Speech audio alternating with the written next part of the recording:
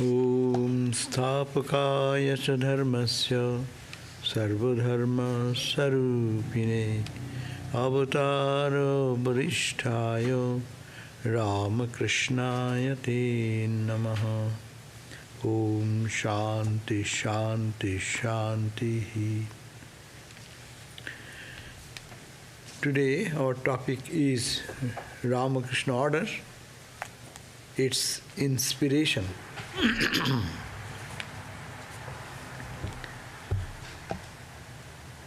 In one word, this Ramakrishna order its inspiration is Ramakrishna himself. And Ramakrishna, what is the speciality of Ramakrishna? Ramakrishna is the embodiment of renunciation. It is Tyagir Samrat. He is the emperor, the king of renunciate.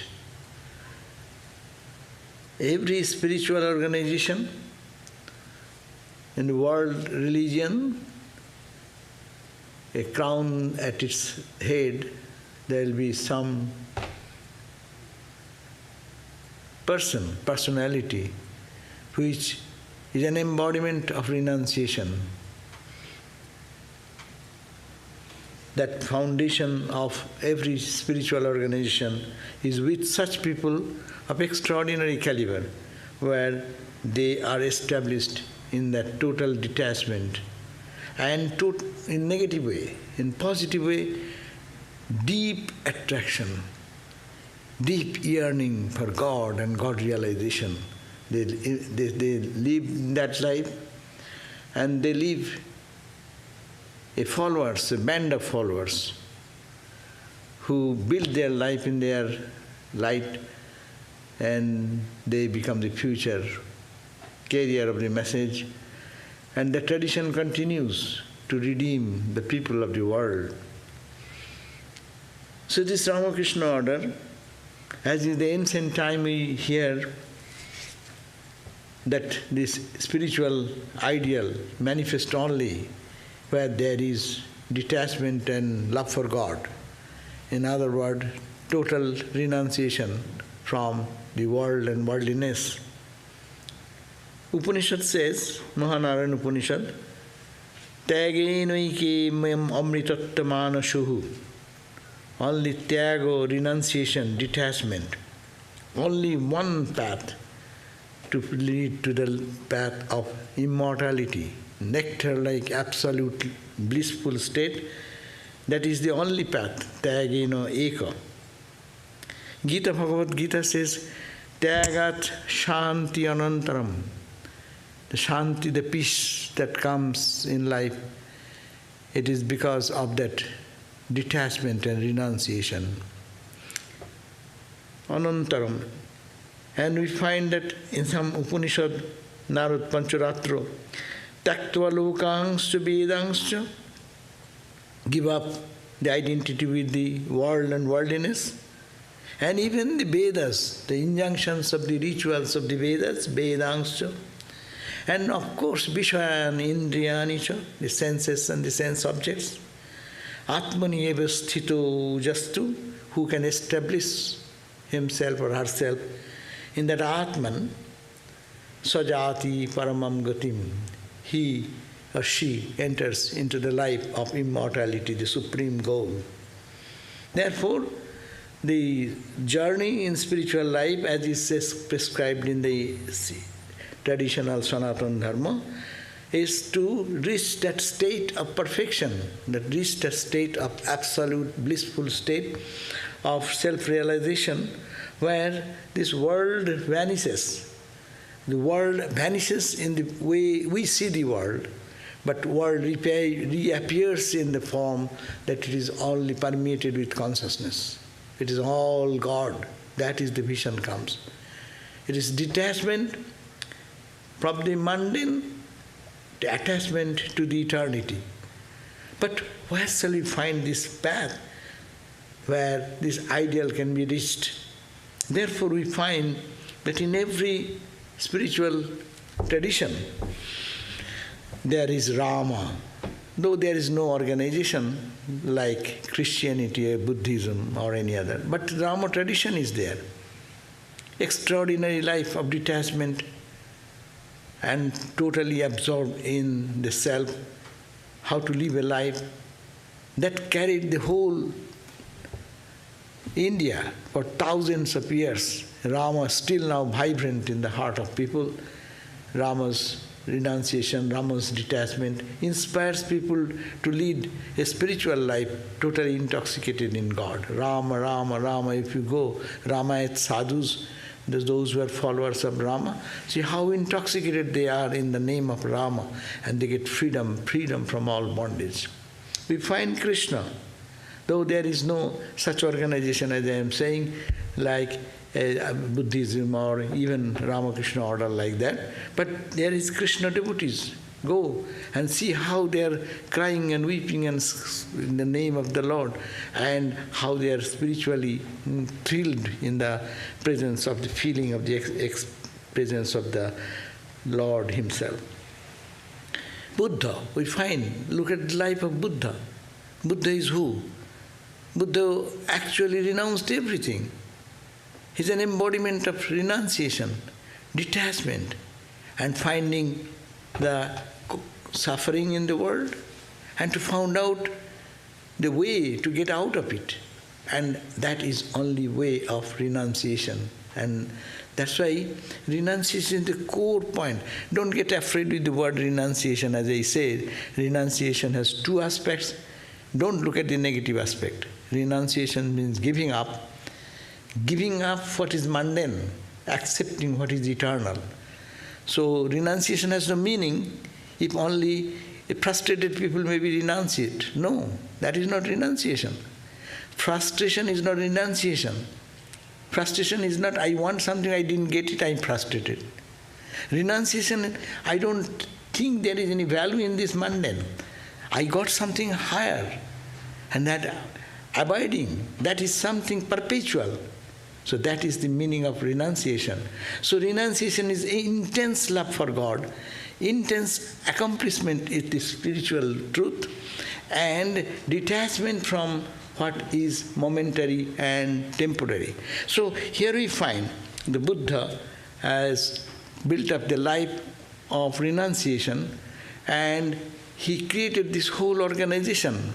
That's why Buddhang Sharanang Gacchami, Dhammam Sharanang Gacchami, Sanghang Sharanang Gacchami. So this we find the Buddhistic organization, at the root of it is Buddha.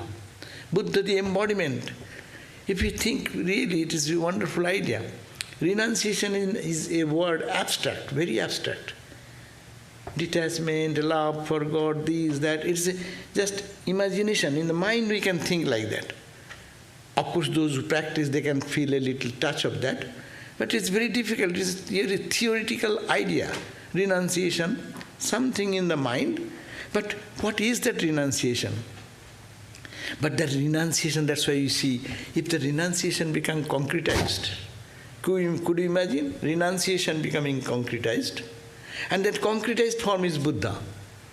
That concretized form is Christ. That concretized form is Shankara. And concretized, most up-to-date manifestation of that concretized renunciation is Sri Ramakrishna. You can find in his unique life all the renunciations shown in other incarnations. It supersedes all those expressions of renunciation, detachment. It is like allergic. He feels allergy to the world and worldliness. Nothing can, you touch something, he cannot tolerate that. His body does not take it. So this is the embodiment. That's why he is called the embodiment or the king of all renunciates. And that renunciation is the core of all spiritual organizations. Buddha's organization with the Buddha, and see his disciples, they are all give up, they are all worldly ideas, and they become monks and monks. And that's why that also became, the whole country became monks, full of monks. And that became a cause of degradation of Buddhism also. Anyhow, that is a different subject, we are not going to it. But, but the question is that we have to see that there is, the renunciation is the core of our spiritual life, and Buddhas and Christs and Ramas and Krishnas and Ramakrishnas, Chaitanya, they created that type of deep, tremendous impact in the mind of the whole universe, that it is that such purity, such love, and their inspiration continues through the ages. So we find that in this beginning of this Ramakrishna order, as we see, Sri Ramakrishna standing in his unique glory. And what is he?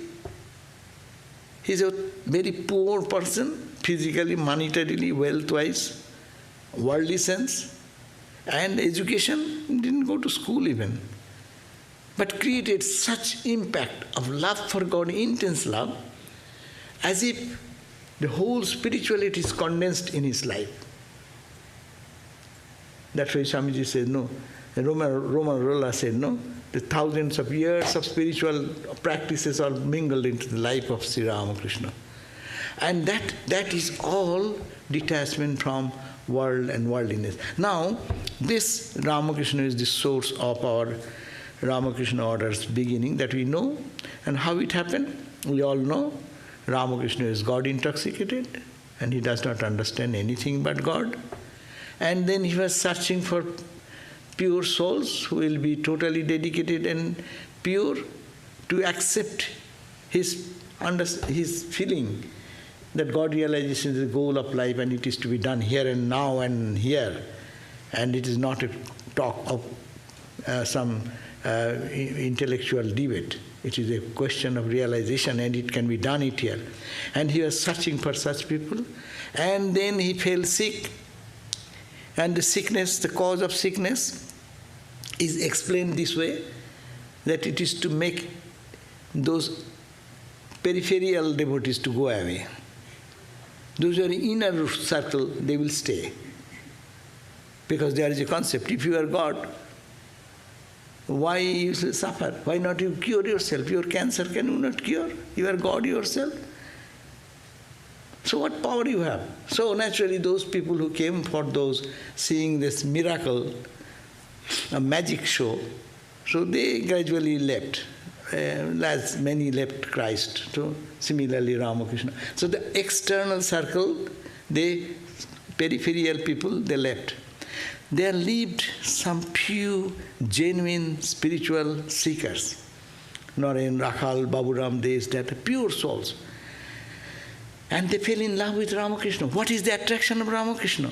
Not any material wealth, not any material prosperity, or any achievement, accomplishment in the material world.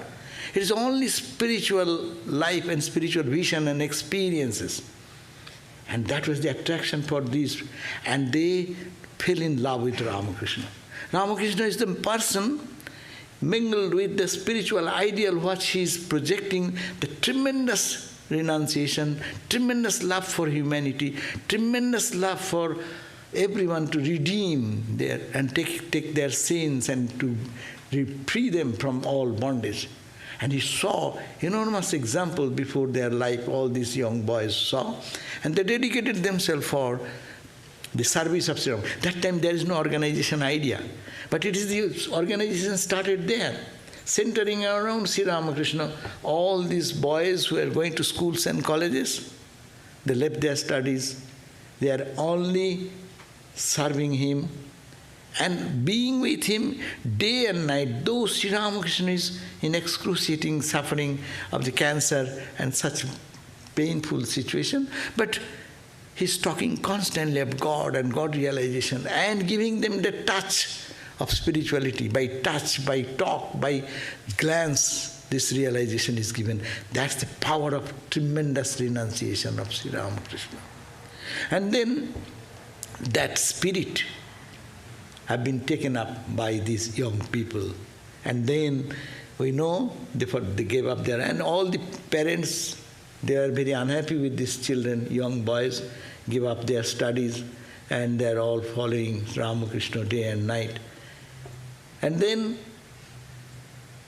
they fell in such a love that after Sri Ramakrishna's, Swami Vivekananda was given the charge. Ramakrishna called one day that you are the most intelligent among all these boys, you will take care of me when I am not there.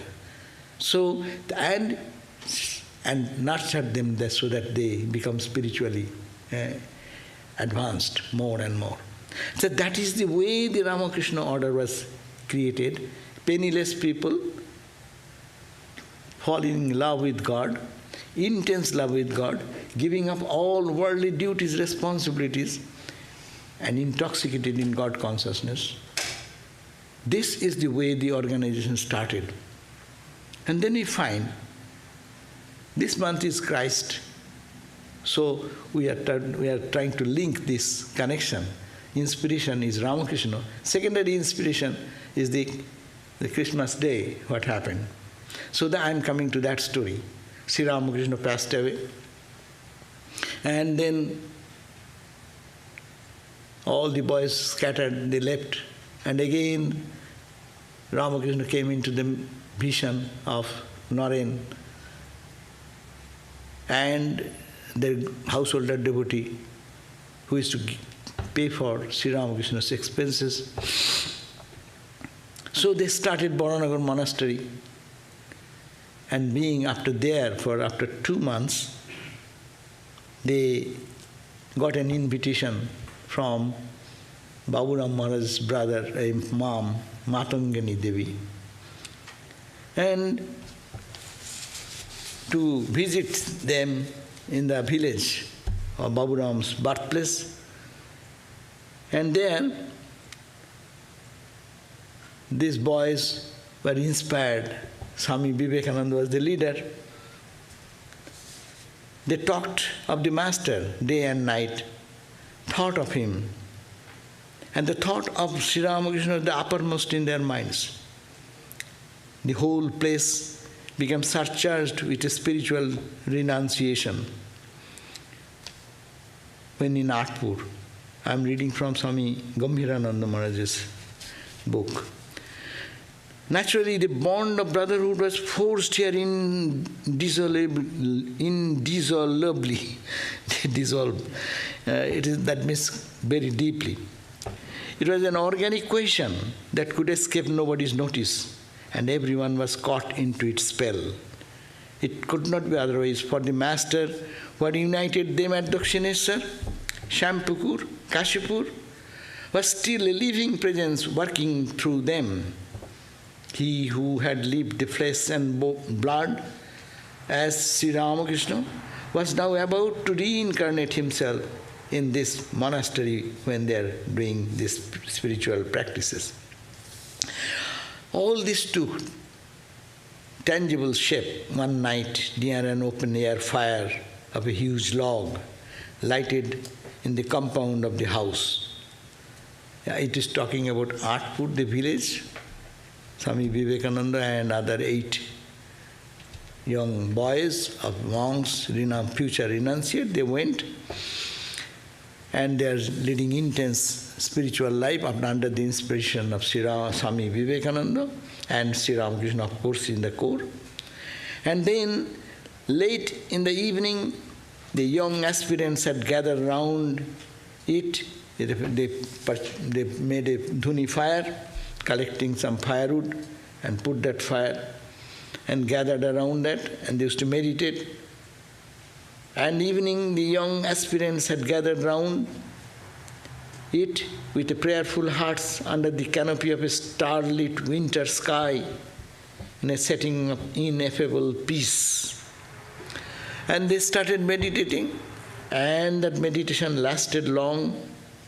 Then Narendra began to relate the life story of Jesus Christ. He ran through all the anecdotes, beginning with the Immaculate Conception and ended with resurrection. emphasizing at every turn the life of renunciation that Jesus lived. Then the brother disciples were introduced to the apostolic world, in which the grand message of redemption was carried to the ends of the earth by St. Paul and others.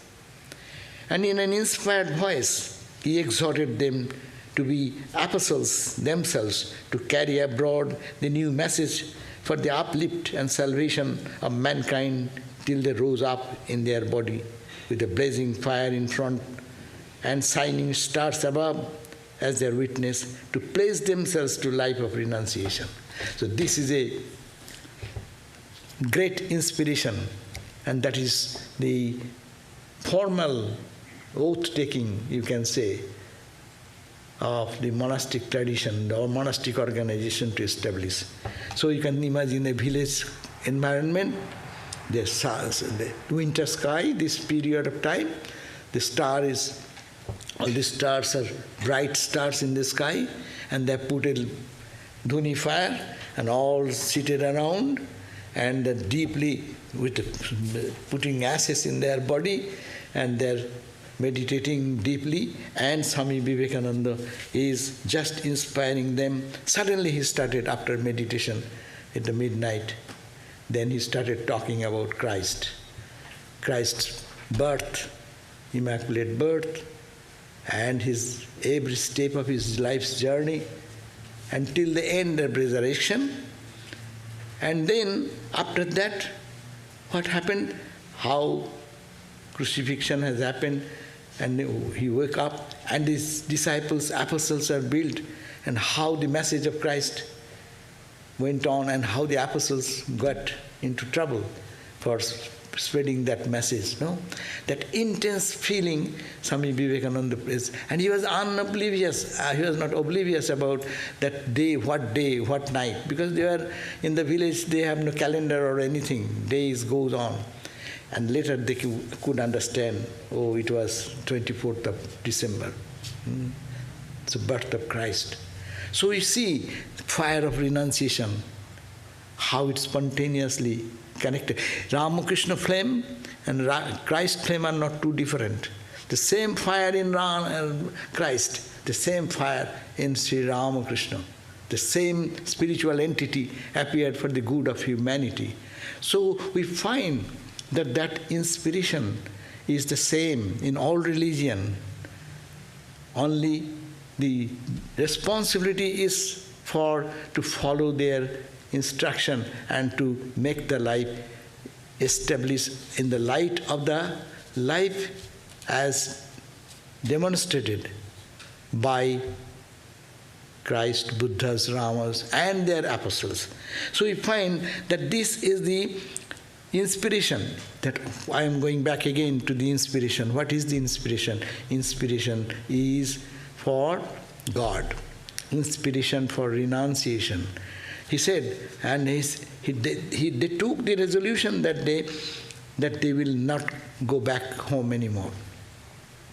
And they will dedicate their life for the good of humanity and for the good of the whole world. So he said that this inspired voice, he talked about St. Paul and the great message, grand message of redemption, which has been given. Sri Ramakrishna also bestowed that instruction to spread the message of Sri Ramakrishna for love for humanity and love for all. We find that Swami Vivekananda spoke in Los Angeles in 1900 that a great predominance in the march of events, the liberal ideals are marshaled ahead to sink down, to digest as it were, to ruminate over the past, to adjust, to conserve, to gather strength once more for the rise of a bigger rise. Great souls, the messengers, come at a period of history of his race, may be well designated as a great fall. 3 years of his ministry were like one compressed, concentrated age. He is talking about Christ, which it has taken 1900 years to unfold, and who knows how much longer it will take. So the power of Christ, which took time, 1900, now it is 2000 years, it took unfold, it's going on. The power is not reducing, but it is entering into the heart of the genuine people. But mark, that giant that came centuries and ages past, yet the energy that he left behind, the world is not yet stressed. It goes on adding new vigor as the ages roll on. So that is this great messengers, is the power, that they generate the power and it moves on as time passes. It enters into the heart of the people. Ordinary people, many people make a question, what is the difference if I am also manifestation of God and Christ is also manifestation of God? So what is the difference between me and Christ? Rama is also manifestation of Brahman, no? All Vedanta says all are manifestation of Brahman. So hum be military, tum be military. I am also that powerful person. You are also that powerful. I am the manifestation of God. But what is the difference? Difference is this, we die, no one will remember after 5 days. Difference of a saintly person, people will remember, localized impact will be there, some people will remember around that, and as one generation goes, second generation, maybe less and less and less, but still they will remain little in the localized. Avatar, as the day passes, glory moves all over the world. How many generations of people are born in the world? Since Christ came, Buddha came, Rama came, Krishna came. But their impact still growing, it is not reducing. That is the difference between we Brahma manifestation and Rama is also Brahma manifestation. This is the difference. Here God comes with all force and power, and its impact is so tremendous, it penetrates it transcends all time, limits of times and all boundaries of limitation. So that is so he says, take one of these great messenger of light, compare his character with the highest ideal of God that you have ever formed, and you will find that your God falls short of your ideal, and that character of the prophet exceeds your conception. So this is the power of the incarnation. See, we may think of God, that's an imagination. But to see someone concrete, God concrete in the form, and they're living the life of inspiration and leaving behind their life, that is more important. And that inspires people to thousands and thousands of years, and an unending process goes on. It inspires. And that is the inspiration we find that on the 24th of December, this idea, why Swami Vivekananda started talking about Christ? He could have talked about Rama, he could have talked about Buddha. Buddha is no renunciation, Buddha is everything is renounce, no? Sarvam dukkhang. Therefore, give up. So he could have talked about that. But suddenly that inspiration comes, that dynamo, that power is there. Only one can catch it. And he then spread that deep inspiration from him. It is like for the future growth and development of the whole order. Ramakrishna order was established because of that, and that the oath ceremony, even now, 24th of December in Artful, there will be a big celebration commemorating this incident of Swami Vivekananda's inspiring the young other brother monks, 8 of them together who were there. And then how that resolution made them the future Ramakrishna order grow as it is. But it is all the same principle. If we look and compare the principles, we'll find that this spirit Ramakrishna order and the order, the principles set by Christ are the same. Principles are same. Manifestation is different, way of expression is different, but principle remaining the same. As in the Matthew we read, Be ye therefore perfect, even as your Father who is in heaven is perfect. So this is the whole spiritual life of Ramakrishna order. What is that? You build your life. You first be spiritual. Atmanu moksha. And then Jagathita. First, know who you are. Be therefore perfect. You knew is the perfection. You knew is the truth and reality. So know, as your Father in the heaven is perfect and pure, so you are also pure and perfect. Try to understand that. Develop that spirit. And then love your enemies. And another, Matthew 5:44, it says, love your enemies, bless them that curse you, do good to them who hate you, and pray for them which despitefully use you and persecute you, even. For the question of friend, good people love. That is quite natural. But here Christ goes one step ahead, beyond that. Love your enemies. This fundamental principle of oneness, which Ramakrishna lived that life, that there is nothing but God everywhere.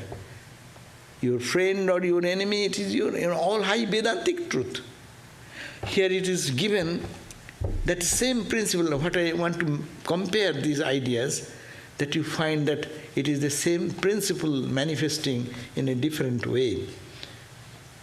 So first of all, those who try in the Kathopanishad and other places also, we learn that one remaining in darkness, trying to lead others in the path, they will make just fall for himself and for the followers. No? If one blind leading the blind, what will end? But here first point, be therefore perfect, even as your Father which is in heaven. We find after Ramakrishna's passing away, look at the direct disciples. What type of tremendous austerities and spiritual practices they started doing every day. No food, there is no clothing, no minimum needs are satisfied. But they forget about time, forget about everything. Someday it happened we did the Baranagar monastery days of Ramakrishna order, that day there is no food. Sushi Maharaj, Ramakrishna, he used to offer some food to Thakur and then have everyone share. All the brother monks will eat. But there is nothing. So someday, a little something, maybe one handful of rice, boiling that and giving to Sri Ramakrishna as offering, and some spinach, which some neighboring garden, he used to go, Sushimara sometimes finding nothing, he used to go and pull some of the spinach on the pond, on the side of the pond. There will be some spinach, and he will pull some spinach and boil them. But the gardener used to run after him with a stick in hand, but you come here to steal our spinach from here. So that was the utmost financial condition they lived. But your description we did, that he prepared that meal, but everyone is so joyful, cheerful, they're all intoxicated in knowing the perfection here, finding the divinity. Be ye pure. Blessed are the pure in heart, for they shall see God. And to know the self, they are engaged in perfecting themselves. That means absorbed in deep meditation. And they don't care. After offering this little food, he made a little rice balls and would serve to everyone. And that was their whole meal, 24 hours someday. So that was the tremendous level of austerity. But that is not austerity for them. That was a pleasant life for them, because they are absorbed in the inner joy of truth. And then they become the dynamos. After that Baranagar monastery, even we find that they are running different parts of the world, wandering monk and trying to understand more deeply the spiritual truth inside. Swami Brahmananda, we often refer to that point, that he is doing tremendous austerity even after that. in Omkareshwar and other areas. Then Vijay Krishna Goswami, another great spiritual giant, told that, why are you doing so much austerity again? Ramakrishna has given you all these experiences. Why? He said, I am making my own. He has given me, but I am making it my own. So that's why he became a dynamo. And that is the Ramakrishna order, means it is a spiritual organization. It is not a social club, or it is not a bachelor's club, but it is only a spiritual organization dedicated to God realization, whether the monks or the devotees. Ramakrishna Mission is established by Swami Vivekananda in 1897, no? And there, this householder devotees and monastic devotees, they are all one goal. God realization is the goal. To reach that absolute truth in this very life, that is the goal. And that is the inspiration, is Ramakrishna and is transcending. But it is Ramakrishna and Christ, we talk different names only, but we go to the root of their principles. The same principle is being, it is now like booster, no? When you, when the phone towers, when it becomes feeble, there is a tower, no? And they give booster there. So this is the boosting of the same spiritual principle, which is the guiding force of all spiritual ideals in the world from time immemorial. So that is basic. And this is first to develop here, and then serve others. Atmanamukti and Jagat Hita, for the welfare. So this is the same principle. Then serve others, serve others, serve others. Lay not up for yourselves treasures upon earth, where moth and rust doth corrupt, and where thieves break through and steal. But lay up for yourselves treasures in heaven, where neither moth nor rust doth corrupt, and where thieves do not break through nor steals. It's giving the same idea. Don't try to establish yourself in this world. Rather, try to establish yourself in your spiritual kingdom. That is the inspiration. That is the Ramakrishna's inspiration, also the same. So the beginning of this Ramakrishna order is, as I said, again to go back to that point, that it is Sri Ramakrishna himself. But Sri Ramakrishna is for the whole world. He has come for the whole universe. And this Sri Ram, as Matthew says, Christ is calling with the stretched hand saying, "Come unto me, all that labor and are heavy laden, and I will give you rest." That is the same call Sri Ramakrishna, crying on the Nahavat and the tower, music tower, and saying, come, come, I'm tired of talking about world and worldliness. I cannot stay myself in. Please come. And they're crying for the young boys to come, the real recipient who are seeking for spirituality is calling, calling, calling. It's the same call. Come unto me. Who will come? All that labor and are heavy laden. In the life's journey, we are tired, we are troubled, we are in pain, we are in agony. We want to get out of it. You feel first this world is not a place for you. We may be living in the world, but this cannot satisfy me. This dissatisfaction should come. That is the message of Sri Ramakrishna also. Unless that comes, this entire lesson, entire talk will be useless. Entire following this spiritual instruction will be useless. First you have to feel a burden that is not pleasing me anymore. I'm not saying that I'll have to go to the forest, but the question is that this life is not pleasing me. And I'm heavily laden with the load of my life, of the pains and agonies and the troubles we go through. We should feel, and then I will give rest. Come then to me. That's why Sri Ramakrishna calling, come, come, come, who are pure soul. I am tired of talking with the world and worldly people. I am burning. So that type of call is the missions, Ramakrishna orders, inspiration. Sincere people, that's why always you have to think, the Vedanta will not be so popular that millions of people will be following Vedanta. No. The condition is this, that one should have to feel, those who are happy with the world, let them, there's nothing wrong. But the question is that this call is there. We are all here because of that call. What Christ came give some 2000 years ago, the same call. And booster, Ramakrishna gave it, come, come, come, come, come. And cried and wept, no? That's the same call has brought us here. In the feeble heart, someone got little more, someone got little less, but we are pulled here because of that. But now the question is that, if take my yoke, then what shall we do? After you call me, I come here, what is it? Hey, take my yoke.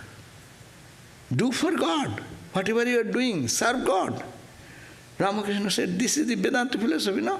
Whom you are serving? You are serving God in human being. Take my load. And you say, I am doing, I. That you did enough. But here is the call, take my yoke upon you. Take it on your load. You say, I do for Sri Ramakrishna. I do for Christ. Take that load upon you. Then, and learn of me and know, who am I? Learn of me. I am not a man. I am not asking for any physical or comfort for myself, my little ego. The cosmic I. I am that cosmic I. I am that Brahman. I am that Atman. Knowing that, and for I am. So, and ye shall follow me. I am meek and lowly in heart. God says, I have no ego. I am lowly. Ramakrishna, lower than the lowest. Always anyone is saluting, he is saluting much more. Going down to the earth. Girish Babu, in competition, he said, I cannot beat you, here also. Humiliation, no? Says, Ramakrishna came to Girish, and Girish was standing. Ramakrishna said, how are you? And Girish was so adamant. I said, okay, little bit. Then Ramakrishna bent down a little bit, and competition went on. And Girish ultimately gave up. No. So, because there is no ego. Ramakrishna has no ego. But that's why Ramakrishna is working. Christ has no ego. That's why Christ is spreading everywhere. We have our ego. Therefore we spread only this much. According to our capacity, it will go. So what is the Christ message? Take my yoke. You work whole day and night and you are burdened. Ye are heavily laden. No? Heavily laden because of what? I cannot bear, this load is too much. No? But you see, it is Lord's work. Take my yoke, see how it happens. You will carry the same load, but you will not feel the whole load. You know, that given a gross example, with this Ramakrishna tradition, of course. Holy Mother story, one story is good story. One brahmachari, Holy Mother was in Jairambati and sent that brahmachari to get some vegetables from a market, and a farmer's market like that. In weekdays, some 1 or 2 days, farmer's market comes. So he went to another place, the brahmachari, and mother said, bring those vegetables. And his mother said, mother didn't say to hire or a porter or anything. So he purchased heavy amount of all items and was carrying on his head. And as he was coming, the heavy load, it was too much for him to carry. And here in Jairambati, mother, it is 2-3 miles away, he has gone for another farmer's market close to Jairambati. And here mother is walking back and forth.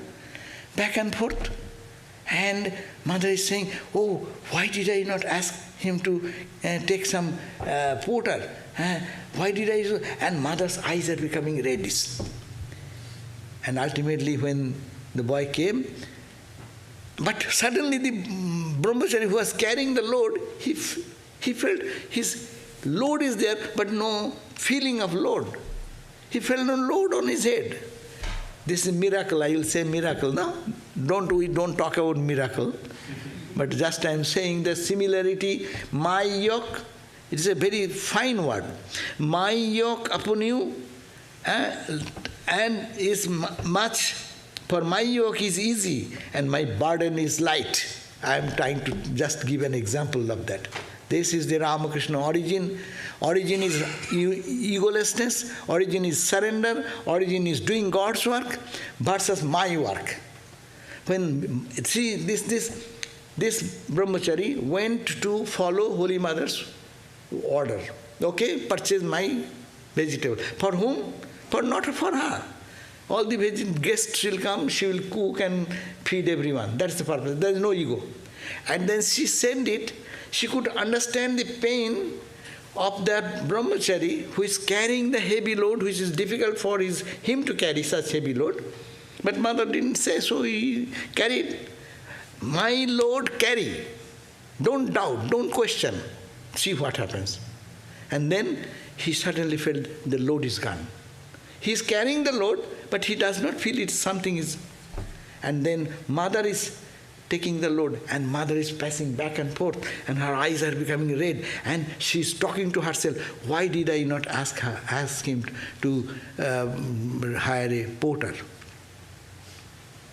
Thus you see, it is same Ramakrishna tradition. It's the same principle working. Again I read it. Come unto me, all that labor. First of all, who will be troubled, they come. And then who are heavily laden, and I will give you rest. So this is a great lesson Ramakrishna says. It is all Sri Ramakrishna's work, all God's work. It is all service. Jiva Jnane, Jiva Shiva. You have to worship God. Jiva, as I see you, a human personality, individual soul, to serve that individual soul as the divine. With this knowledge, if it is done, then it is called spirituality. And with that idea, here is given, that is my yoke. You work not for your own selfish purpose, but it is for your self-effacement and spiritual awakening. So this is the point, that principle, inspiration is renunciation, inspiration is service. Swami Vivekananda coined two words. Then renunciation and service, these are the two basic ideal of Indian spiritual tradition. India's idea, two national ideal. The twin national ideal of India is renunciation and service. So this renunciation means detachment, to do for God and service to God Himself. So these two ideas, it interpenetrates into the teaching of Sri Ramakrishna and his father. And the whole Ramakrishna movement now, organization, is working in two wings. One is called the Ramakrishna Math, another is called Ramakrishna Mission. We call in this country, Math we call as Ramakrishna Vedanta centers. What is Vedanta centers? It is like a Math center in India. What is Math center? There we have classes, lectures, worship, prayer, meditation, like this. And what is Mission center? Apply that which you do in the temple, apply when you are in serving some sick people in the hospital, uneducated children, teach them their science, art, literature, whatever their fulfillment. So help the poor and uplift them, uplift the condition of the poor. Who you are serving? God in the form of poor, God in the form of illiterate, God in the form of uneducated, God in the form of ignorant.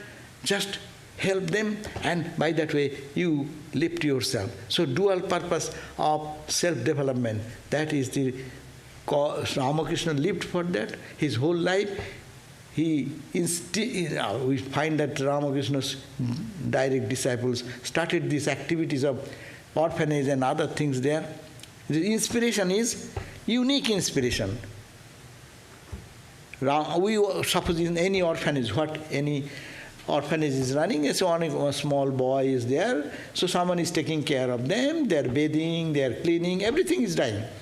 See, Akhandananda Swami was doing the same orphanage. The Muslim boys and girls who have nobody, and tremendous famine started there, and he collected some of them, and he used to maintain that orphanage himself.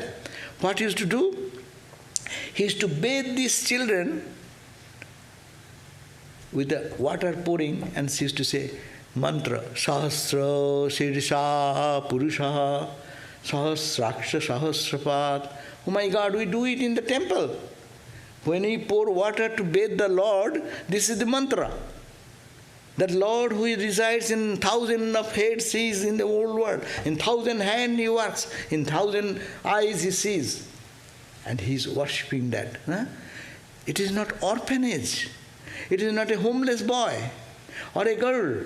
But it is serving God. Even today, you go to our Sevasrama and other Kankhal, or you go to our Benaras, or Vrindavan, you see the patients, and one day there is a day when all the patients will be given full shower and new clothing, new garland, flower, like we do worship in the temple.